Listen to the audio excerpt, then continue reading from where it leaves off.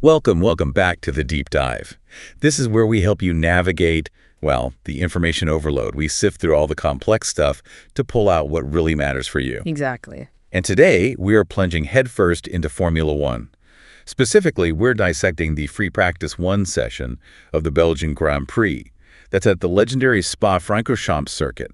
Took place Friday, July 25, 2025. That's right. And our job for you today really is to cut through the real-time chaos you get with a live practice session. We've pulled together a whole range of sources, minute-by-minute updates, pre-session reports, post-session summaries, the lot, from various top F1 outlets. So we're here to distill what's really crucial, the key takeaways, maybe some surprising facts, and, importantly, the implications for the rest of the weekend, especially with this unique sprint format. Think of it as your shortcut, your express lane, really, to understanding not just what happened in that single hour, but why it genuinely matters for the battles coming up. Precisely, because it's a dense hour, that FP1. Absolutely is. So let's just get straight into it. Formula One is back. Felt like a long break, didn't it? Nearly 3 weeks. It did. But the engines are roaring again, kicking off the second half of the 2025 season right here at Spa-Francorchamps. And well, Spa isn't just any circuit, is it? No, not at all. It's iconic. One of the most revered and, frankly, one of the most challenging tracks on the calendar. Yeah, the length, those long straights like Kemmel, the sweeping corners, Pujon, Blanchimont, you need total commitment there. And the elevation changes, Eau Rouge and Raidillon, it's legendary stuff. It tests the car, tests the driver. It really does. Punishes tiny mistakes, rewards bravery. Every driver, they dream of winning at Spa. Yeah, they absolutely do. But what's really fascinating here, even beyond the track itself, is how this specific weekend format just completely changes how teams prepare. You mean the sprint format? Exactly. This is the third one this season after China and Miami. And the key thing is it means only one practice session, just one. 60 minutes. That's it. 60 minutes. Think about that. It just compresses everything. Finding the perfect setup, testing upgrades, getting the drivers comfortable. It all has to happen in this incredibly tight window. The pressure must be immense on every single lap. Oh, unbearable almost. There's just no room for error, no time for big troubleshooting if something goes wrong. You can't afford a misstep. Okay, so let's unpack that a bit more. 60 minutes. How does that really hit everyone? Especially when we know teams are bringing big updates here. Usually they've got 3 sessions to sort things out. Right. It's a huge strategic tightrope walk. It forces them into this massive gamble, really. Normally you'd have FP1 for maybe aero checks, FP2 for long runs, race pace, tire work, FP3 for fine-tuning qualifying sims. Here, they have to try and squash all of that into 1 hour. It's frantic. So you see different strategies within the same session. Absolutely. You'll see teams running different fuel loads on each car, trying different tires, maybe even slightly different aero setups. They're just desperate to grab as much varied data as possible, as quickly as possible. Which makes reading the timesheets tricky until the very end. Exactly. And it hits the drivers, too. Less time to adapt to the track, less time to get used to any new parts, less time to recover if they make a mistake early on. It's straight into it. And talking of adapting, the Spa weather. It's practically famous in its own right. Oh, yeah. The Ardennes microclimate. At the start of FP1, conditions were actually pretty good. Sunny, ambient temp about 20 Celsius, track nearly 36. Looked ideal. Looked ideal, yeah. But this is Spa, so FP1 had maybe a 10% risk of rain, quite low. But the forecast? Well, that risk climbs right through the weekend. Sprint quali later today, the main race Sunday. Much higher chance. Didn't we hear the F3 practice got delayed earlier? Fog? That's right, yeah. Classic Spa. Just a little reminder of how unpredictable it can be. You just never quite know what it's going to throw at you. So this raises a big strategic question for the teams, doesn't it? How much of that precious hour do you spend setting up for potential rain versus just focusing on dry pace right now? That's the million-dollar question, isn't it? What gamble do you take? Do you pile on the downforce hoping it rains, but maybe hurting your speed on the straights if it stays dry? Or do you optimize for the dry and just hope you can adapt quickly if the heavens open? Exactly. And with the sprint format, there's no FP2 or FT3 to change your mind or fix a bad call. You make that decision early, based on forecasts that can change minute by minute here. Get it wrong, and your whole weekend could be compromised. It really could make or break it. Okay, let's shift gears a bit. Let's look at the headlines before the session even started, because there was some Well, seismic news kicking around the paddock. There certainly was. And the biggest story, no question, was about Red Bull Racing. Yeah, this is huge. Their first race weekend without Christian Horner as team principal. He was dismissed, effective immediately. It's a massive change for a team that's been so dominant, winning championships year after year. Horner wasn't just the boss, he was absolutely central to their structure, their success, involved in everything from the technical side to managing drivers, navigating F1 politics. His absence isn't just a personnel swap, it's a fundamental change to an organization built around his leadership. Absolutely. And here's where it gets, like you said, really interesting. A change right at the top, mid-season, in a team fighting for the championship. You just don't see that happen. Almost unheard of in modern F1. And his replacement, Laurent Mekies, comes over from Racing Bulls, the sister team. He's in charge for the rest of the season. So many questions arise from this, How does this affect the team dynamic? It's more than just who sits in the chair. Horner's departure could genuinely shift things internally. Oh, so what sort of ripples could we see?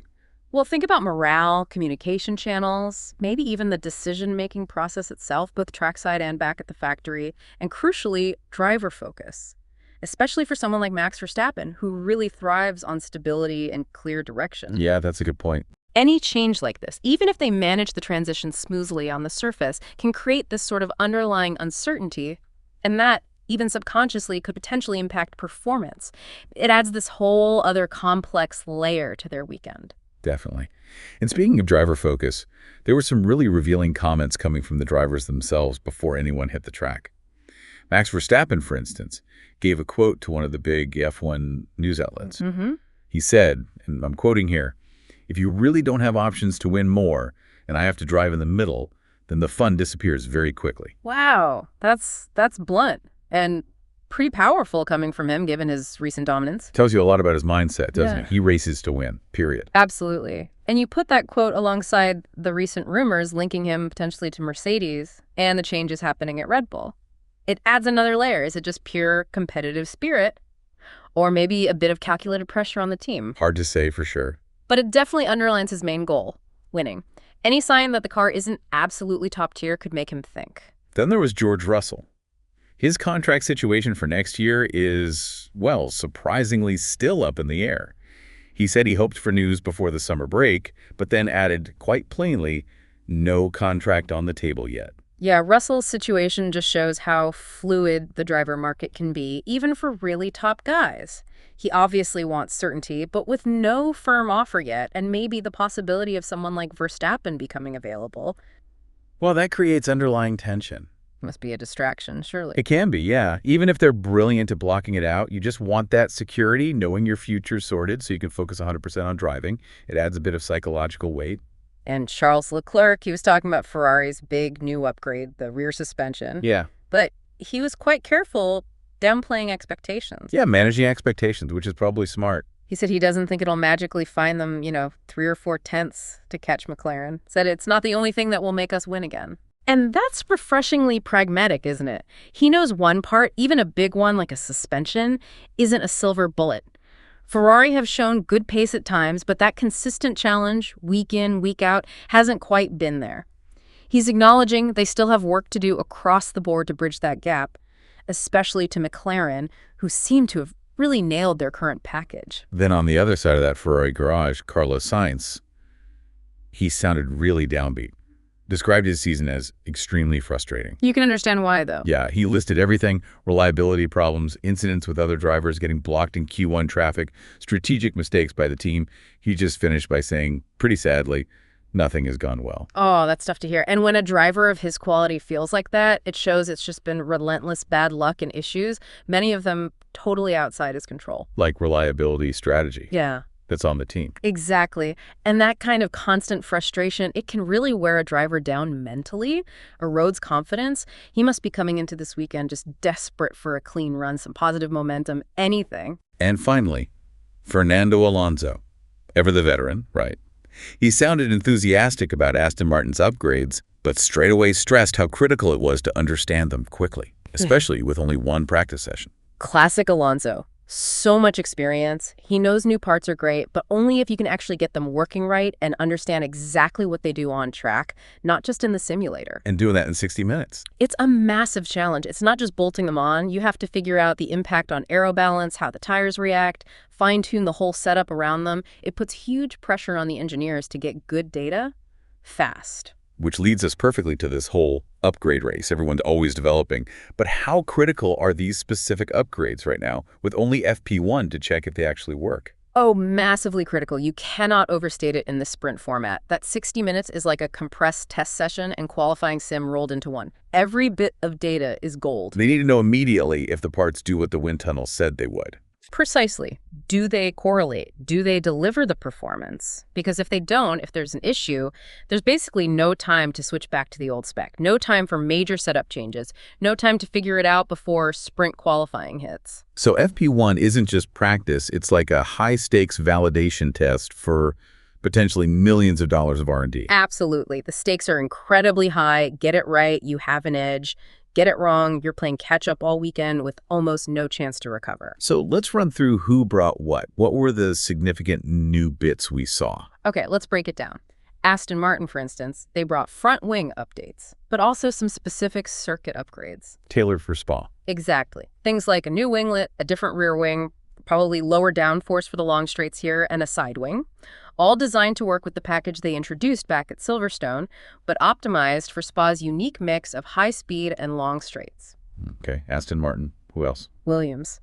They brought what they called their most significant update package of the whole year. Really? Given their focus on 2026? Yeah, it was quite surprising. A new floor, new side pod winglet, redesigned engine cover. It's a big statement. Suggests they really think they've found something substantial. Interesting. And Ferrari. The big one everyone was watching. That new rear suspension. It's a fundamental change. Affects aero stability, tire wear. Yeah. Crucial stuff here. Even if Leclerc was managing expectations. All right. Red Bull. Despite the off-track stuff. Oh yeah, they didn't stand still. Multiple new parts. New front wing, a side fin that helps manage airflow along the new engine cover profile, and updates to both front and rear suspension. Shows they're pushing development relentlessly. And Mercedes. They also had a decent package, new front wing and updates to the rear section, which usually means tweaks around the diffuser or rear bodywork for better aero efficiency and downforce. Wow. So with all these teams bringing major updates, what does that mean for the pecking order? This single session felt like the first glimpse of maybe how the second half of the season could shake out. You've hit the nail on the head. It's the first real-world test of all that simulation and wind tunnel work.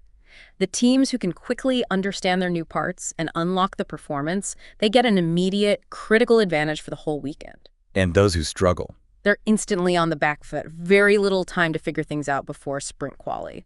So yeah, this session, far from being just a simple warm-up, was much more about crucial data validation, building confidence in the new bits. All right, the lights go green. You could almost feel the energy in the Ardennes as the pit lane opened for FP1. And predictably, drivers were straight out, no messing about. Immediate rush onto the track, yeah. Everyone desperate for every second of that 60 minutes. We saw a mix of tires initially, mostly the hard C1 compound, some on the medium C2. An important note, Pirelli skipped the C3 compound this weekend. Crucial detail. It means the jump from the C2 medium to the C4 soft is pretty significant. Makes tire strategy even trickier. And almost straight away, drama. Right there in the pit lane, Carlos Sainz. Oh, unbelievable start for him. Barely got out of the garage, reported a critical problem, car stuck in limp mode. Engineer telling him, please do not accelerate fully. Had to crawl back to the pits. Yeah, the team later confirmed a problem in his engine package. Just imagine the frustration. After saying how awful his season's been, Yeah. to then lose basically half of the only practice session. It's a massive blow. Every minute is gold dust on a sprint weekend, especially when you need to build confidence, maybe understand new parts. It puts him and Ferrari way behind immediately. He's relying heavily on Leclerc's data now, a huge handicap. And he wasn't alone with early problems. Lance Stroll also reported a contratiempo, a setback with his Aston Martin. Back to the pits early for him, too. He was actually one of the last to set any timed lap. Yeah, two drivers in different teams hitting trouble early just highlights how complex these cars are and the pressure to get it right first time when you only have one shot. Any setback, even minor, just eats into that vital prep time. But while some struggled, others were quick out of the blocks. Max Verstappen set the early pace, then improved. But then Leclerc, on hard tires, went P1 briefly. Just ahead of Verstappen, yeah. Then Oscar Piastri went even faster, first under 1.44 on the hards. And some early surprises, too. Ocon popping up in P2. Russell and Alonso looking quick early on, also on hards. Those early hard tire times are quite telling, actually. Suggests a good baseline for those cars. The hard C1 isn't usually flattering on the timesheets, so being quick on it shows underlying efficiency. Leclerc being slightly faster on the C1 than Verstappen on the C2 initially was a decent sign for Ferrari's chassis. Okay, fast forward to about the halfway mark, 30 minutes in. Relief for Ferrari, maybe? Carlos Sainz finally gets back out. Yep, back on track, also on the hard tires. His first proper lap back was understandably cautious, put him last initially. But he got up to speed quickly. Yeah, improved pretty rapidly to a 1.45.226, which actually put him P10 briefly, considering he lost half the session. It's quite something. Feels his talent, resilience. Absolutely. Shows he can adapt fast with minimal running, but still far from ideal prep for sprint quali later on. He's basically doing his setup work live under pressure. As the session moved into the second half, we saw a bit of a shift, didn't we? More drivers focusing on longer runs. Yeah, that's pretty standard, but amplified here. Once they've done initial checks, they have to make that trade-off. Focus on pure qualifying speed for the sprint, or get that crucial long-run data for Sunday's Grand Prix. Especially with that missing C3 tire. Exactly. Understanding degradation, how the C1, C2, and C4 perform over a stint, fuel consumption, that's vital race data they have to squeeze in somehow. So seeing those longer runs meant they were grabbing that race info while they could. Meanwhile, Lewis Hamilton didn't sound happy, complaining about many stability problems with his Ferrari. Yeah, that's been a recurring theme for him this season, hasn't it? And it seemed to continue here. He was quite far down the order initially, like 16th, while Leclerc was up in P4. Suggests maybe the upgrades aren't working the same for both drivers, or setup differences. Could be either, or a combination. Different driving styles sometimes prefer different things, but it's definitely a concern for Ferrari if one driver feels confident and the other is struggling with stability. They need both cars up there consistently. We also saw a few mistakes creep in. Spa demands respect, right? Yeah. Albon off at Lift Combs a couple of times. Bortolito, Colapinto having small moments too. Yeah, Les Combs is tricky, high-speed entry. Easy to get it slightly wrong. Even small errors cost time, can damage tires. Just complicates things when time is so short. Shows how fine the margins are. Franco Colapinto was the first to gamble on the soft C4 tires for Quali Sim. How did that go? Not great, actually. Had a bit of a moment, a susto in Pujon, as it was described, a scare, basically. Yeah. Nearly lost it, only ended up 16th. Shows how hard it is to just jump on softs and push immediately. Definitely. Takes time to build up, find the limit. He maybe just overstepped slightly. There was also a note about potential impeding with Russell, but usually nothing comes of that in practice unless it's really dangerous. And an interesting snippet about Alonso's Aston Martin upgrades. Yeah, this was fascinating. A report suggested Aston hadn't actually put all of Alonso's new front wing parts on the car yet. So he was running with some older spec bits. Apparently so, which obviously limits his ability to fully assess the new package and limits the data the team gets. But also suggests maybe there's more pace to come from that. Well, potentially, yeah. If they get the full package working later, it puts his performance in FP1 in a different light, knowing he wasn't getting the complete upgrade. Could be strategic. Could have been a small issue fitting something. Interesting subplot. Okay, the final 10 minutes. This is usually where it gets intense. And sure enough, the soft C4 tires started appearing everywhere, teams switching to qualifying simulations. Yeah, this is it. Low fuel, fresh softs, push laps, where you start to see the real single-lap pace potential, the first proper clues for sprint qualifying. Lance Stroll set the first proper benchmark on socks, a 1.43.112. Then Alonso went out. Alonso looked rapid initially, set a purple first sector, quickest of anyone. Had a quite bad second sector, apparently, lost the time he'd gained. Ended up P9, just behind Stroll, only 8 thousandths slower. So that first sector showed the potential, but maybe the compromise with the partial upgrade, or just not hooking the lap up, cost him. Seems likely. Suggests there was definitely more time left on the table for him if he'd nailed the whole lap or had the full package. Still, P9 wasn't bad, considering. Max Verstappen then went out on softs. How did he compare? Surprisingly, couldn't match Piastri. Ended up half a second slower with a 1.42.653, which leads us to Oscar Piastri. Gotcha. Wow. He destroyed the clock, apparently. First lap, a 1.42.123, which was already 9/10 faster than Stroll's benchmark. 9/10 in F1, that's an eternity. A massive gap. And he wasn't done. He then improved again to a blistering 1.42.022. Just phenomenal pace. Stunning. It suggests that McLaren is incredibly well-balanced, super efficient, and just perfectly suited to SPA's demands, especially through those high-speed corners in Sector 2.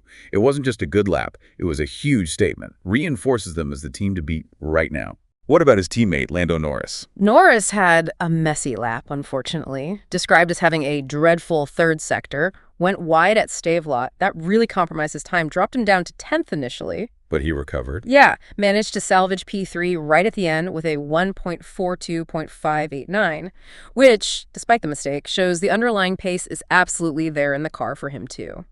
If he tidies up that lap, he could be right with Piastri. Sets up another potential intra-team fight.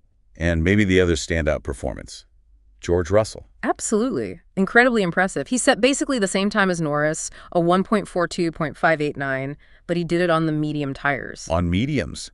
That put in P2 for a moment, didn't it? It did. And it screams underlying pace for Mercedes. To be that quick on a slower compound suggests they might have a lot more potential to unlock when they put the softs on for real in qualifying. It's a really strong sign their upgrades are working well. They could be a dark horse. And Carlos Sainz, after all his troubles. Yeah. Managed to get back out and put in a respectable lap for P11, a 1.43.210 city.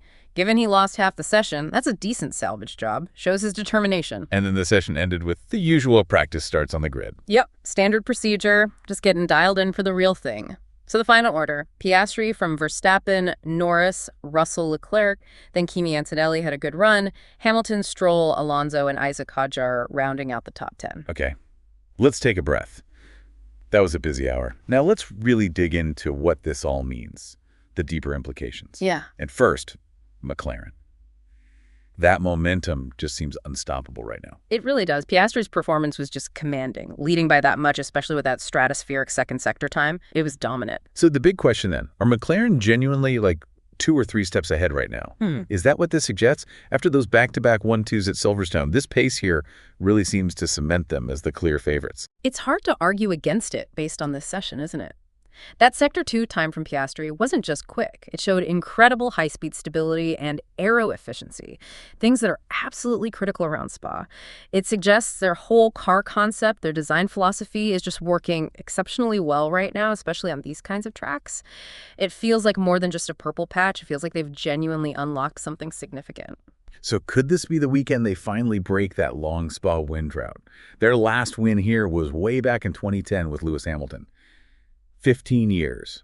Based on this evidence, they absolutely look poised to do it. The car is clearly working beautifully. Both drivers are flying. The biggest threat might honestly come from within, you know? Yeah. That tight championship battle between Piastri and Norris could create some sparks. But you always have to add the Spa caveat, don't you? It's unpredictable, a sudden shower, a badly timed safety car. Things can change quickly here. But on pure pace, right now, they are absolutely the benchmark. Okay, what about Red Bull and Max Verstappen? They brought a lot of new parts, but Verstappen still ended up half a second off Piastri on the softs. Yeah, that was maybe the biggest surprise on the timing screens. We saw those graphics suggesting Red Bull had closed the gap to McLaren by about 0.03 seconds since the season started. But today, they looked like they were playing catch-up. It's fascinating, isn't it? Red Bull are clearly still developing hard, bringing those updates, making those incremental gains.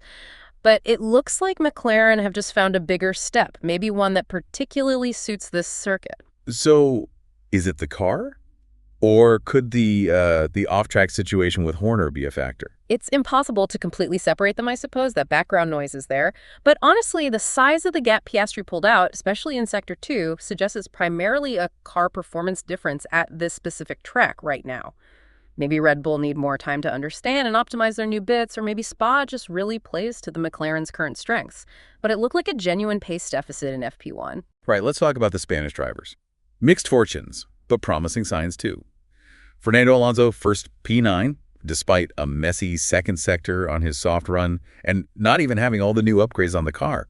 Still showed good pace. Yeah, Alonso's performance was strong considering those factors. If you look at the bigger picture, sources suggest Aston Martin, seen as maybe the fifth team, have actually gained about 0.13 seconds on McLaren since the start of the year. That's decent progress. And Alonso's been consistent, right? 4 top 10s in a row coming into Spa. Exactly. It shows they are improving steadily, methodically. His first sector pace today was really strong, showed the potential, even with the caveats P9 is solid and hints that the AMR 25 is moving forward. Maybe not fighting for wins yet, but definitely closing the gap to the front. And then Carlos Sainz, P11, which, considering he lost half the session to that engine issue, is actually pretty remarkable. It really is. Let's just think about that again. Only 30 minutes of running in the only practice session before a spring weekend, and he still puts it just outside the top 10. That takes real resilience, adaptability, raw talent. Shows his mental strength, too, after such a frustrating season so far. Definitely. And remember, Williams brought that big upgrade package floor, side pods, engine cover. They desperately needed track time and data on those new parts. SAINZ, despite everything, managed to get some laps in and provide some feedback. It's a small win for him in a tough year. Looking elsewhere, Ferrari seemed solid, if not spectacular. Leclerc showed good pace early on the hards. Hamilton ended up P7 despite his stability complaints. They've apparently gained about 0.07s on McLaren since the season started. Yeah, Ferrari's progress seems steady rather than dramatic. Leclerc was being careful about the suspension upgrade, but it seems to be contributing. P5 and P7 is okay, keeps them in that mix behind the top two teams. The key for them is just finding that consistency across both cars and executing perfectly. But maybe the team showing the biggest potential gain, Mercedes. Russell P4 on mediums was hugely impressive, and they've reportedly gained almost 0.2, 0.19s on McLaren since Bahrain. That Mercedes gain is substantial, and Russell's medium tire run backs it up. It suggests their car is efficient, well-balanced, and crucially, has a lot more pace in hand for when they bolt on the softs. Could they be genuine pole contenders? Based on that, absolutely. They could be the dark horse this weekend if they unlock that soft tire pace. It really looks like their development path is paying off now. Very promising signs. And quickly, Alpine and Williams. Albon's couple of off-track moments, maybe highlight Williams, are still finding their feet with the upgrades. Yeah, it seems like despite bringing their biggest package, Williams are still wrestling with the car a bit. Albon's errors suggest it might be tricky to drive, on the edge. It's a reminder that just bringing upgrades isn't enough, making them work, understanding them, optimizing everything. That takes time. They just don't have much of this weekend. A tough battle for them. So, thinking about the championship, it's still incredibly close at the top. Piastri leads Norris by just 8 points. That's nothing. Tiny margin adds so much pressure to their battle. And just a bit of history. Only 3 drivers on the current grid have actually won here at Spa before. Lewis Hamilton have 5 wins, Max Verstappen has 3, and Charles Leclerc has 1. Interesting stat. Which really leads us to the big picture question, doesn't it? With McLaren looking so strong right now, but teams like Mercedes, maybe Ferrari, clearly closing the gap, does this FP1 performance signal a much more unpredictable, much closer fight for the rest of the season? Especially with that McLaren intra-team battle potentially getting spicier. Exactly. The competitive order feels like it's shifting. The gaps at the front are narrowing. Even if Piastri looked dominant today, it feels like every single point, every position from here on out is going to be fought over intensely. It should make for a really thrilling second half of the season. So what does all this mean for you watching the rest of the weekend? Well, today's deep dive into that Belgian GP free practice 1 was pretty packed. We saw Oscar Piastri's incredible pace, Carlos Sainz's amazing resilience, felt the pressure of the sprint format, and saw how critical these mid-season upgrades are. Yeah, a lot happened in just 60 minutes. And sprint qualifying is just around the corner. The proper competitive action is about to kick off. And here's something to think about. We know Spa weather is notoriously fickle. The rain risk is going up. We just saw how critical that single practice session was. So how are these teams going to adapt to the changing conditions, to the immense pressure of this format? What's going to be the key factor, ingenuity, strategy, pure nerve, that really decides who comes out on top in Belgium this weekend? The answers aren't far away. It's going to be fascinating to watch unfold.